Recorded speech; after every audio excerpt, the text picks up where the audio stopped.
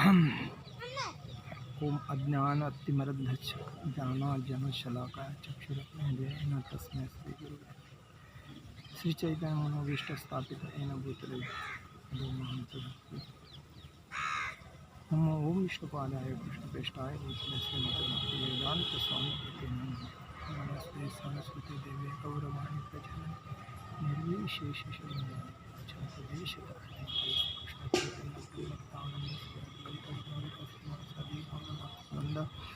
हरे कृष्ण कृष्ण कृष्ण हरे हरे हरे राम राम राम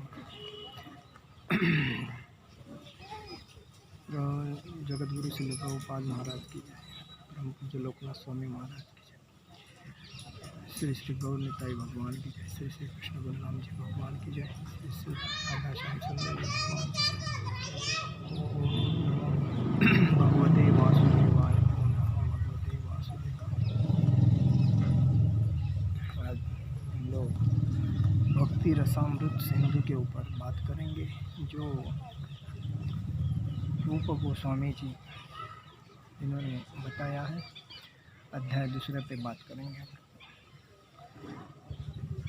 भक्ति क्या होती है, कैसी होती है, उसके ऊपर दिया है। जो भक्ति करने वाले हैं उनको मालूम है भक्ति के बारे में क्या है, और जो नहीं करते हैं उनको तो कुछ मालूम नहीं है, लेकिन उन्होंने सीखना चाहिए भक्ति क्या है। अध्याय दूसरे में भक्ति की प्राथमिक अवस्थाएं भक्ति की अवस्थाएं क्या है वही बताया। श्रील रूप गोस्वामी ने भक्ति रसामृत सिंधु में भक्ति की 3 कोटियाँ बतलाई है। साधन भक्ति, भाव भक्ति तथा प्रेमा भक्ति। भक्ति की 3 लक्षणें कौन सी है? साधन भक्ति, भाव भक्ति तथा प्रेमा भक्ति। इन कोटियों के अनेक उपशीर्ष है। सामान्यतः यह समझा जाता है कि साधन भक्ति में 2 भिन्न भिन्न गुण होते हैं। भाव भक्ति में 4 और प्रेमा भक्ति में 6। इन गुणों की विवेचना शील रूप गोस्वामी द्वारा बाद में की जाए। इस प्रसंग में शील रूप गोस्वामी का सुझाव है कि भक्ति या कृष्ण भावनामृत के पात्र को उसकी विशेष रुचि के अनुसार वर्गीकृत किया जा सकता है।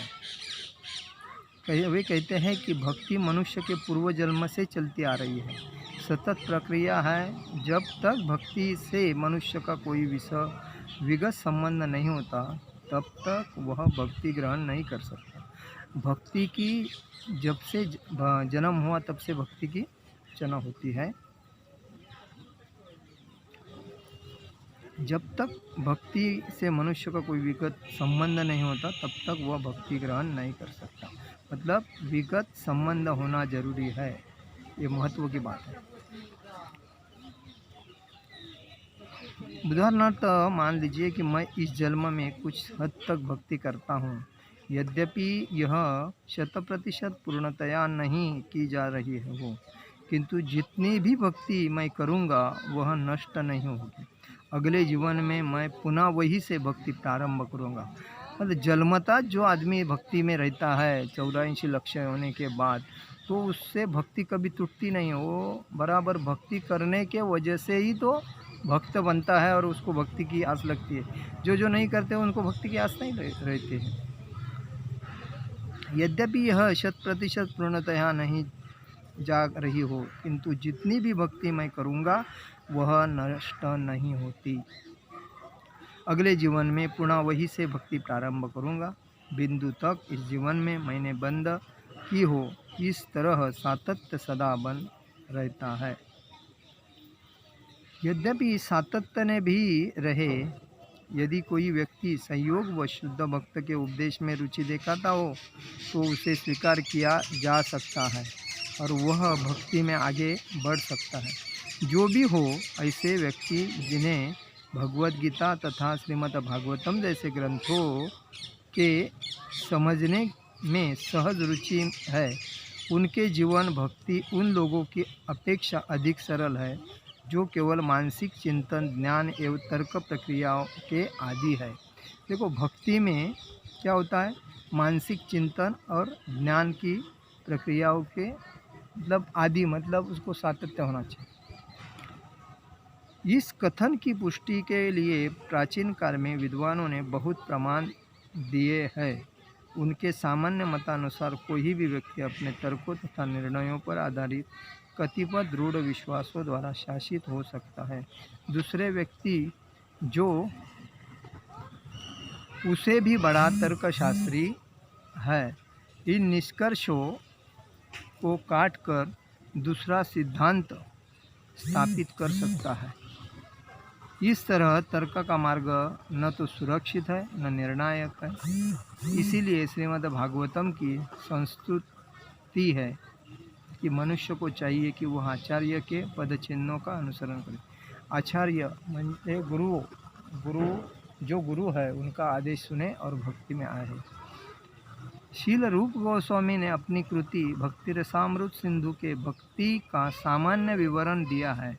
इसके पूर्व भक्ति की 3 कोटियाँ बताई जा चुकी है: साधन भक्ति, भाव भक्ति, प्रेमा भक्ति। कौन सा 3 कोटियाँ कौन सी है? साधन भक्ति, भाव भक्ति, प्रेमा भक्ति। अब शील रूप गोस्वामी साधन भक्ति का वर्णन करना चाहते हैं। साधन का अर्थ है अपनी इंद्रियों को किसी विशेष प्रकार के कार्य में लगाना। अतएव साधन भक्ति का अर्थ हुआ अपनी विभिन्न इंद्रियों को कृष्ण की सेवा में लगाना। इनमें से कुछ इंद्रियां तो ज्ञानार्जन के लिए होती है और कुछ सोचने, अनुभव करने तथा इच्छा करने के निष्कर्षों को संपादित करने के निमित्त होती है। अतः साधन का अर्थ मन तथा इंद्रियों को व्यावहारिक भक्ति में लगाना है। साधन का अर्थ क्या है? मन को व्यावहारिक भक्ति में लगाना। यह साधन किसी कृत्रिमता को विकसित करने के लिए नहीं होता। उदाहरणार्थ एक शिशु चलने का अभ्यास करता है, यह चलना स्वाभाविक नहीं होता। शिशु में चलने की क्षमता मूलतः रहती है और केवल थोड़े से अभ्यास से वह अच्छी तरह चलने लगता है। इसी तरह परमेश्वर की भक्ति प्रत्येक जीव की प्राकृतिक प्रवृत्ति है।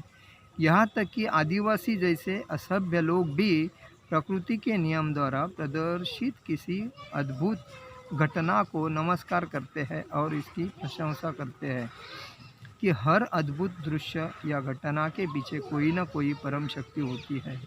अतः यह चेतना भले ही भौतिकताग्रस्त लोगों के सुप्त क्यों न पड़ी रहे, किंतु यह हर जीव में पाई जाती है और जब यही शुद्ध हो जाती है तो कृष्ण भावनामृत कहलाती है। मतलब आदिवासी भी लोग भक्ति करते हैं किसी ना किसी की, यही कृष्ण भक्ति ही करते हैं ऐसा नहीं, लेकिन वो भी भक्ति के वजह से आगे आ सकते हैं और शुद्ध हो सकते हैं। अपनी इंद्रियों तथा मन को किसी कार्य में लगाने के लिए कुछ निर्धारित विधियां हैं जिनसे प्रेममय कृष्ण से प्रति हमारी सुप्त चेतना उसी प्रकार जागृत होती है जिस तरह एक शिशु थोड़े से अभ्यास से चलने लगता है।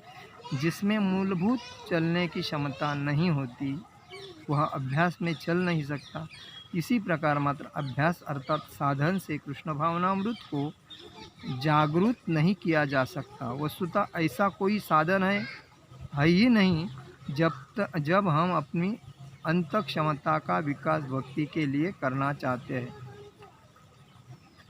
तो कुछ ऐसी विधियां हैं जिन्हें स्वीकार करने तक संपन्न करने से वह सुप्त क्षमता जागृत हो उठती है।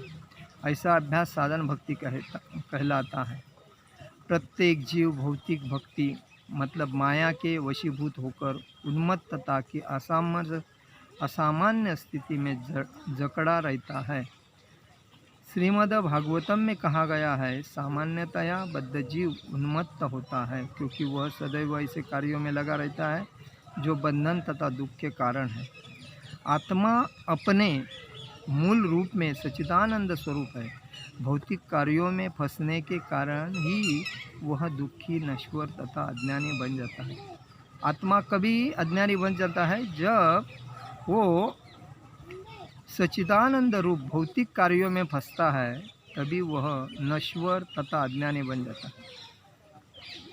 यह विकर्म के कारण है। विकर्म का अर्थ है न किए जाने वाले कार्य। अतएव हमें साधन भक्ति का अभ्यास करना चाहिए, जिसका अर्थ यह होता है कि प्रातःकाल मंगल आरती, श्री विग्रह पूजा की जाए, कतिपय भौतिक कार्यों से दूर रहा जाए, गुरु को नमस्कार किया जाए और उन अनेक विधि विधानों का पालन किया जाए जिनकी विवेचना क्रमशः यहाँ की जाएगी। इन साधनों से मनुष्य की उन्मत्तता जाती रहेगी। जिस प्रकार मनोरोग चिकित्सक के आदेशों से मानसिक रोग चला जाता है, उसी प्रकार इस साधन भक्ति से बद्ध जीव की वह उन्मत्तता दूर हो जाती है जो माया के वशीभूत होने से उत्पन्न होती है। देखो, माया ये ऐसी चीज़ है कि आदमी को कभी भक्ति में लाती नहीं, क्योंकि माया ये भगवान का दूसरा रूप है। हम पिछले अध्याय में भी बोले थे, लेकिन अभी इधर ही बोला जाता है कि अगर आपको भक्ति करनी है तो प्रातः काल म्हणजे सुबह जल्दी उठ के मंगल आरती, विग्रह का जो आरती होता है उस आरती में उपस्थित रह के हर गुरु को नमस्कार करना है, अनेक विधानों को पालन करना है। और क्रमशः यही जब आप करोगे तभी आप इस भक्ति में आगे बढ़ोगे और माया से दूर रहोगे और कृष्ण भक्ति में तल्लीन हो जाओगे। नारद मुनि ने श्रीमद् भागवतम में 7वें अध्याय में पहला श्लोक में कहा है, इस साधन भक्ति का उल्लेख किया है। वे युधिष्ठिर महाराज से कहते हैं, ये राजन, मनुष्य को किसी न किसी साधन द्वारा अपने मन को कृष्ण पर स्थिर करना होता है। यदि कृष्ण भावनामृत कहलाता है, आचार्य अर्थात गुरु का कर्तव्य है कि वह अपने शिष्य के लिए ऐसे साधन ढूंढे जिससे शिष्य अपने मन को कृष्ण पर स्थित कर सके। यही साधन भक्ति की शुरुआत है। देखो, युधिष्ठिर महाराज क्या बोलते हैं कि साधन भक्ति अगर करनी है तो मनुष्य को किसी न किसी साधन द्वारा अपने मन को कृष्ण भक्ति में स्थिर करना होगा, तभी वो कृष्ण भावनामृत कहलाता है। श्री चैतन्य महाप्रभु ने हमें इस प्रयोजन हेतु एक प्रामाणिक कार्यक्रम प्रदान किया है जो हरे कृष्ण महामंत्र के कीर्तन पर केंद्रित है। इस कीर्तन में इतनी शक्ति होती है कि मनुष्य तुरंत कृष्ण से जा मिलता है। देखो, इस भक्ति में कितनी पावर है। हर आदमी बोलता है मेरा मन चंचल है, मेरा मन इधर भागता है उधर भागता है, मेरा शांति नहीं। लेकिन शांति है किधर है? कृष्ण भक्ति में है। और कृष्ण भक्ति में जब हरे कृष्ण महामंत्र जो बोला जाता है तो आत्मा अंदर से शुद्ध होता है, और आत्मा अंदर से शुद्ध होने के बाद आदमी आहिस्ता आहिस्ता मन को कंट्रोल में ला सकता है। मन चंचल है, मन इतना चंचल है कि हवा से भी चंचल है। आज हम इधर बैठते हैं तो अपने दिमाग में कहाँ कहाँ के ये विषय आते हैं, तो उसको अगर कंट्रोल करना है तो एक ही बात है, हरे कृष्णा कृष्ण कृष्ण हरे हरे, हरे राम राम राम हरे हरे। यही मंत्र बोलना है और कृष्ण भक्ति करनी है, बाकी किसी देवता की भक्ति नहीं करनी है। मनुष्य को येन केन प्रकारे अपना मन कृष्ण पर स्थिर करना है। परम संत अम्बरीश महाराज ने योग्य महाराजा होते हुए भी अपना मन कृष्ण पर स्थिर किया। देखो, अम्बरीश महाराज ये इतने बड़े महाराज थे कि उन्होंने भी अपना मन कृष्ण पर स्थिर किया। इसी प्रकार जो कोई भी इस तरह से अपने मन को स्थिर करने का प्रयास करता है, वह अपने मूल कृष्ण चेतना को सफलतापूर्वक जागृत करने में तेजी से प्रगति करेगा। अब इस साधन भक्ति के दो भाग किए जा सकते हैं। पहला भाग है विधि विधानों के अनुसार भक्ति है। इसमें अपने गुरु के आदेश से या प्रामाणिक शास्त्रों के अनुसार विभिन्न विधि विधानों का पालन करना होता है और इससे इनकार होने का प्रश्न ही नहीं उठता। देखो, गुरु जब भी आदमी ने मनुष्य, क्योंकि मनुष्य का जीवन जो मिला है आदमी को वो 84 लक्ष योनि के बाद मिला है, नहीं तो आदमी हर जानवर, पशु, पक्षी, कीड़े मोगे उसमें से जाकर एक मनुष्य प्राणी में है। और मनुष्य प्राणी में आने के बाद उसने गुरु करना जरूरी है। अगर गुरु करेगा, गुरु को आदेश, अगर गुरु ये भगवान कृष्ण से अटैचमेंट है और गुरु का अगर तुम अटैचमेंट के साथ रहोगे तो तुम्हारा जीवन सफल हो जाएगा, क्योंकि तुम गुरु के आदेश से चलते हो। तो जन्मता गुरु करना अपने परिवार में बाल बच्चे, माता पिता, पोता, उनको गुरु बना के उनके आदेश में चलाना अपना फर्ज बनता है। तो गुरु महत्व का चीज़ है और इससे इनकार होने का प्रश्न ही नहीं उठता। यह विधि भक्ति कहलाती है। इसे बिना तर्क से करना पड़ता है। साधन भक्ति का दूसरा भाग राना गुना भक्ति है। साधन भक्ति का दूसरा भाग कौन सा है? रागानुगा भक्ति है। रागानुगा भक्ति उस स्थिति को सूचित करती है जिस पर विधि विधानों का पालन करते हुए मनुष्य कृष्ण के प्रति कुछ अधिक अनुरक्त हो जाता है और प्राकृतिक सहज प्रेम के कारण भक्ति करता है। उदाहरणार्थ भक्ति में रत मनुष्य को प्रातःकाल उठकर आरती करने का आदेश दिया जाता है।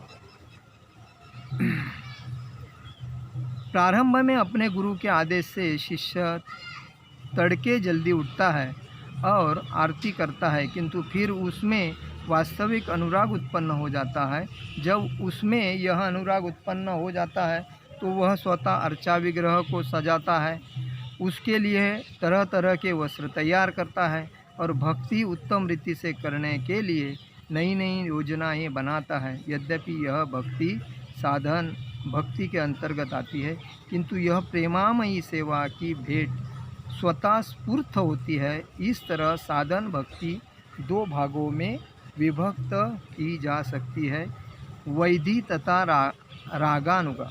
देखो, विग्रह अपने घर में रहेंगे तो इस विग्रह की हम लोग कैसी करना चाहिए अरेंजमेंट, कि उनके लिए कपड़ा, उनके लिए फूल, उनको अच्छे तरह सजावट, यह अगर करोगे तो भगवान भी प्रसन्न होते, क्योंकि भगवान मूर्ति के अंदर होते हैं, तो वो प्रसन्न होके ही आपको उस भक्ति का आनंद मिलता है।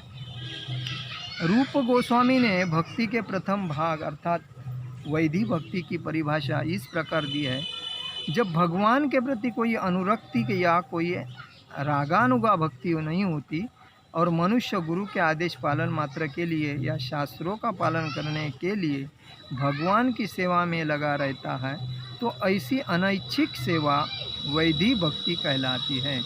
वैधि भक्ति कौन सी है?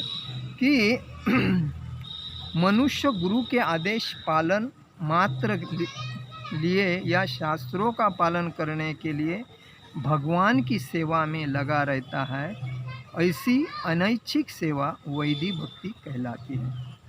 वैधि भक्ति के इन नियमों का वर्णन श्रीमद् भागवतम में भी दूसरे अध्याय में पहले श्लोक में हुआ है, जहाँ सुखदेव गोस्वामी मरणाभिमुख महाराज परीक्षित को उनके कर्मों के विषय में शिक्षा देते हैं।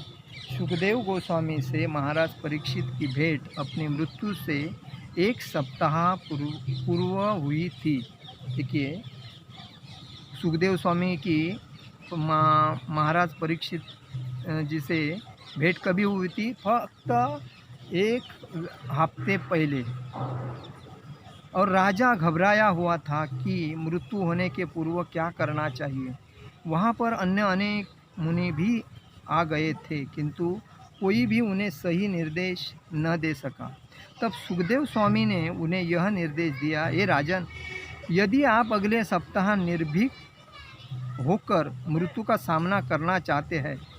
मृत्यु के समय वास्तव में सभी लोग भयभीत होते रहते हैं। साहजिक है, जब किसी को मालूम पड़ता है मेरा मृत्यु है, आने वाला है, तो हर आदमी डरता है, क्योंकि आदमी को मृत्यु नहीं चाहिए, कितना भी तकलीफ है सहेगा, लेकिन उसको ज़िंदा रहना। लेकिन इनको मालूम था, उनको जो श्राप दिया था एक ने, तो वो श्राप के वजह से उनको मालूम था कि मुझे 7 दिन के अंदर, क्योंकि उनको जो जिस दिन श्राप दिया था उसी दिन से कलयुग चालू हुआ है, तो वो श्राप जो दिया, तो उन्होंने देखा कि मुझे कुछ कहना है। तभी उन्होंने, आपको चाहिए कि अविलंब ईश्वर का श्रवण कीर्तन तथा स्मरण शुरू कर दे।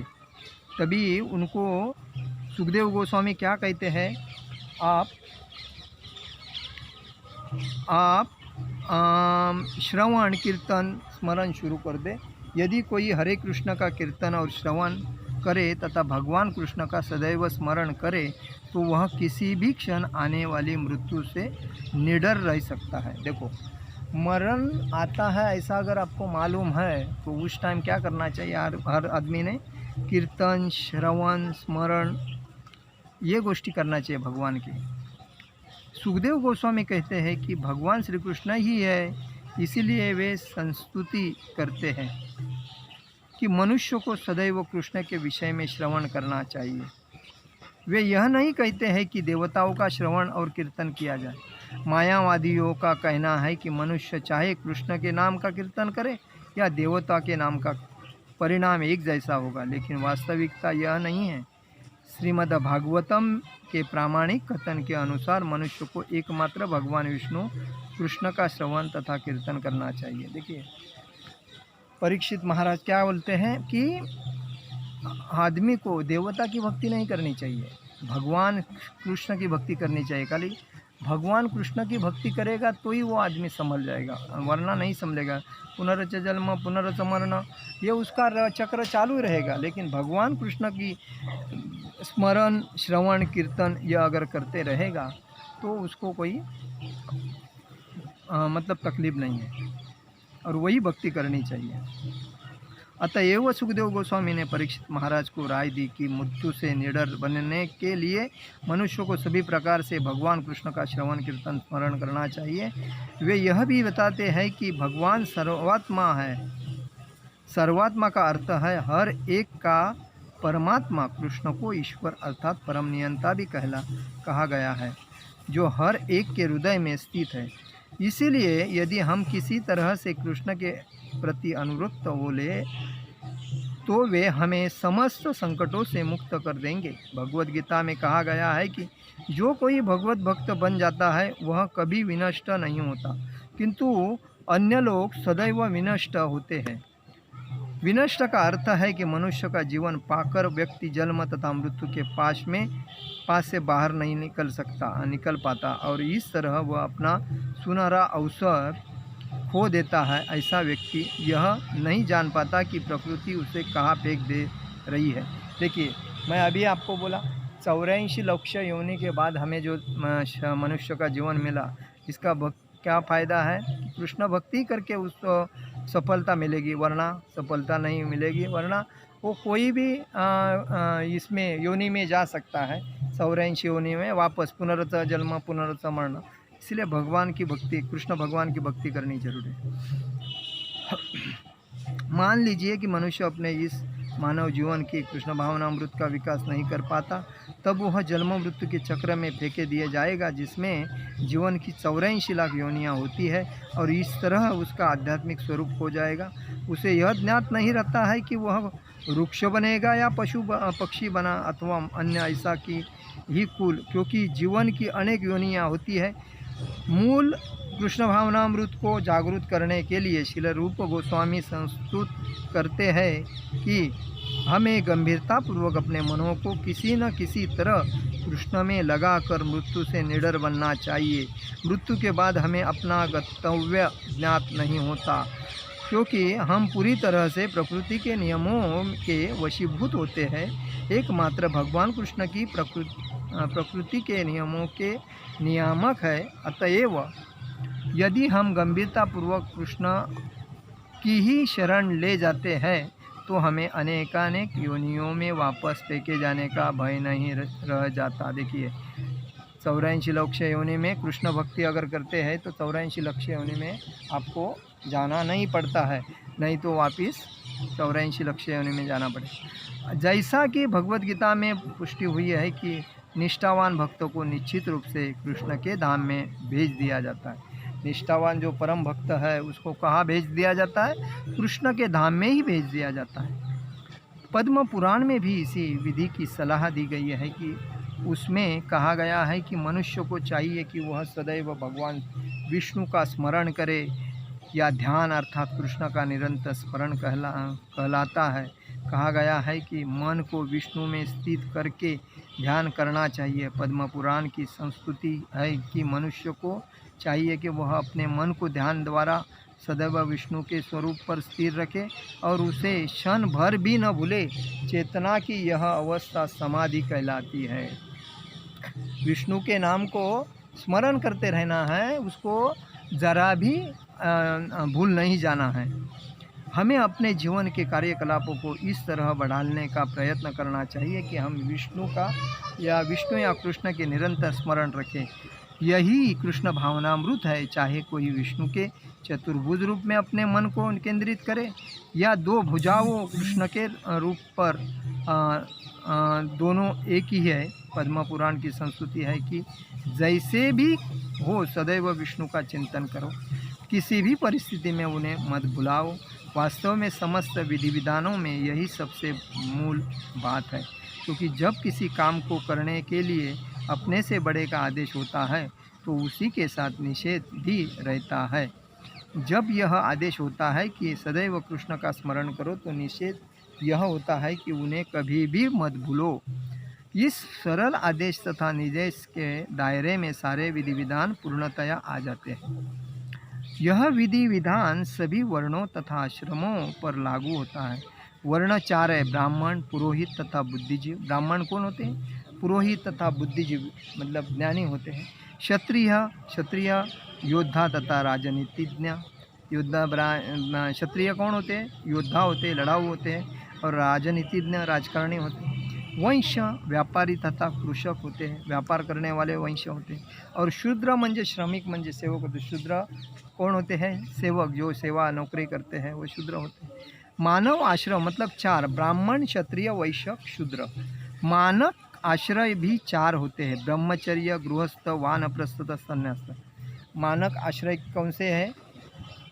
ब्रह्मचारी, गृहस्थ, वानप्रस्थ और सन्यासी। ये विधि विधान न केवल ब्रह्मचारियों द्वारा पालन के लिए है अपितु सभी आश्रम वालों के लिए है। चाहे कोई नवसिखिया ब्रह्मचारी हो या अत्यंत प्रगत सन्यासी हो, इससे कोई अंतर नहीं आता। भगवान को निरंतर स्मरण करना और उन्हें एक क्षण के लिए भी विस्मृत न करना, यह नियम हर एक को अवश्य पालन करना चाहिए।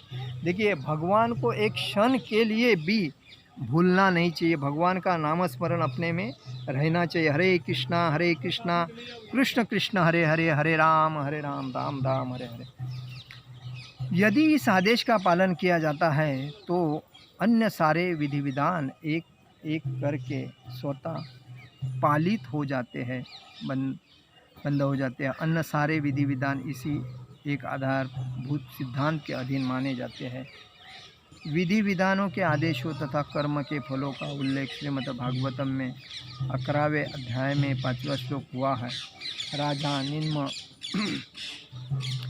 को उपदेश देने के लिए आए हुए 9 मुनियों में चमस मुनि ने राजा से कहा, चारों वर्ण ब्राह्मण, क्षत्रिय, वैश्य तथा शूद्र भगवान से सर्वव्यापी रूप के विविध अंगों से इस प्रकार उत्पन्न हुए। ब्राह्मण सिर से, ब्राह्मण कहाँ से? सिर से। क्षत्रिय बाहों से, हाथों।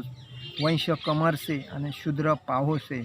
इसी प्रकार सन्यासी सिर से, वानप्रस्थ बाहों से, गृहस्थ कमर से तथा ब्रह्मचारी पावों से उत्पन्न हुए हैं। देखिए, चारों वर्ण कहाँ से उत्पन्न हुए ये बराबर बताया है। ब्राह्मण सिर से मतलब क्षत्रिय बाहों से, हाथों से। वैश्य कमर से तथा शूद्र पाहों से। इसी प्रकार सन्यासी सिर से, सन्यासी जो होते हैं सिर से, वानप्रस्थ बाहों से और गृहस्थ कमर से यानी ब्रह्मचारी पाहों से उत्पन्न हुए हैं।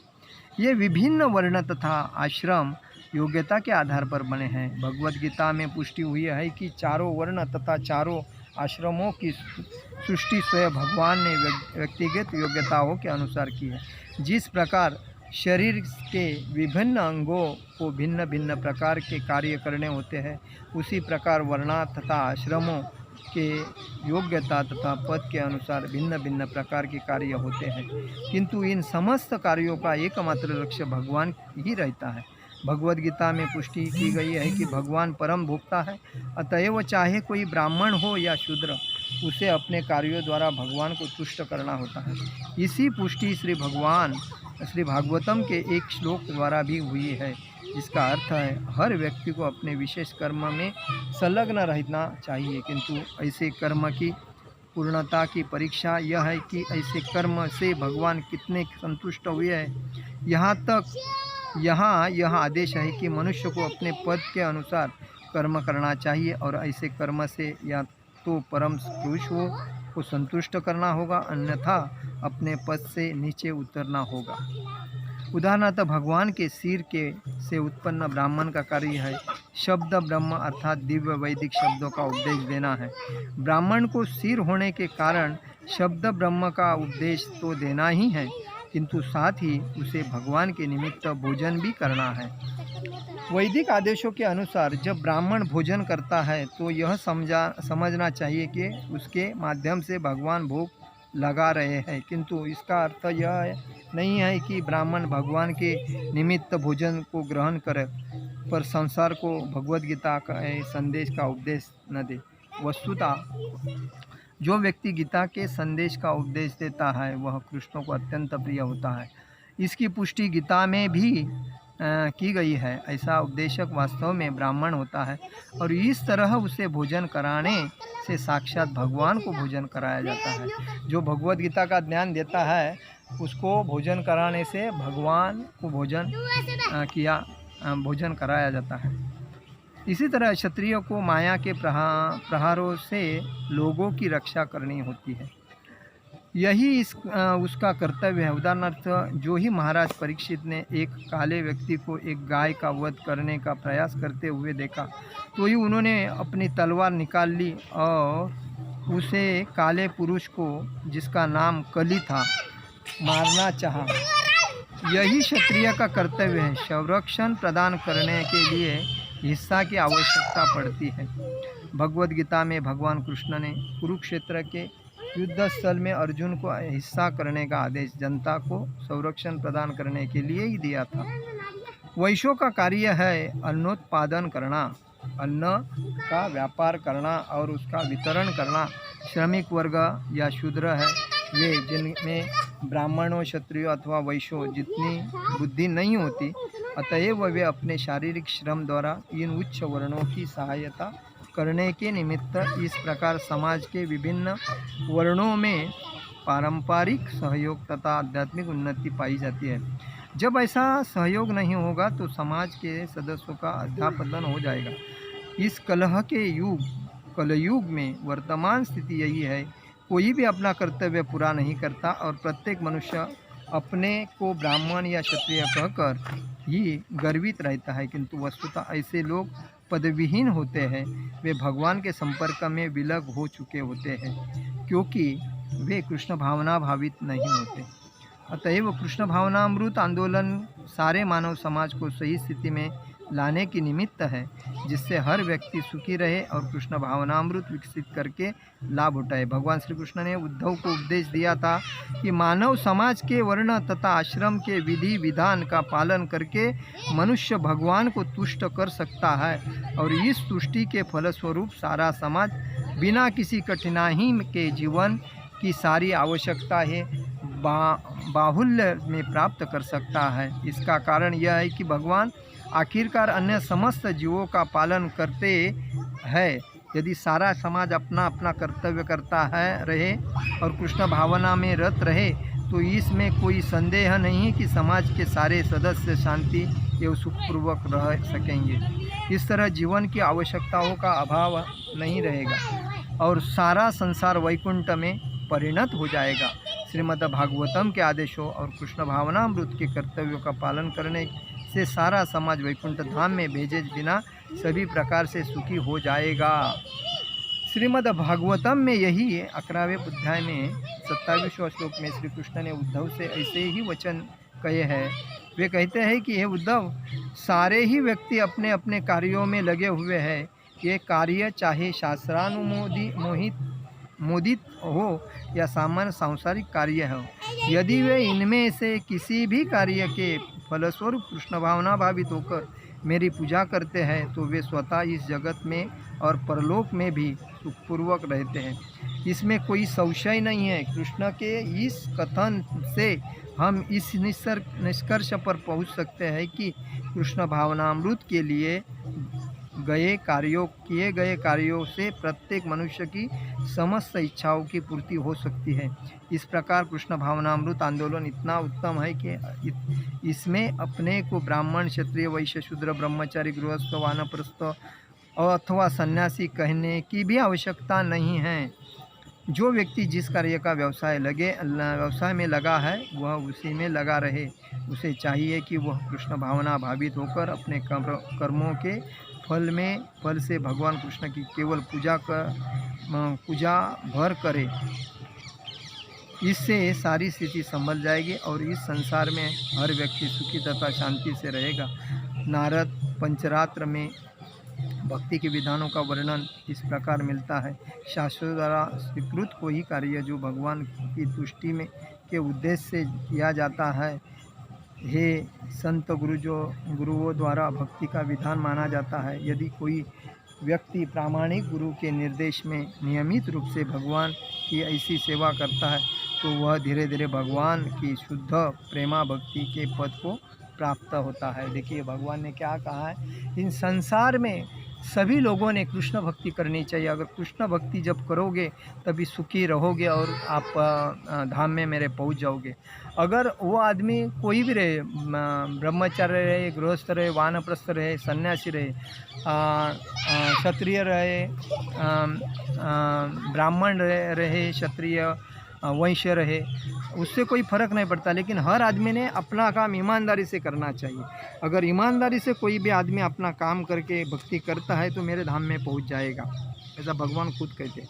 और वो उद्धव जी को आदेश देते हैं कि हर व्यक्ति ने अपना अपना कर्तव्य ईमानदारी से करके मेरी अगर भक्ति करते तो सुखी रहेंगे, संपन्न रहेंगे और मेरे धाम में पहुँचेंगे। तो इसका अर्थ यही है, कृष्ण भक्ति ही सब कुछ है और लोगों ने समझना चाहिए। और लोगों ने अपने में कृष्ण भक्ति करने के टाइम पे लालच नहीं रखना चाहिए।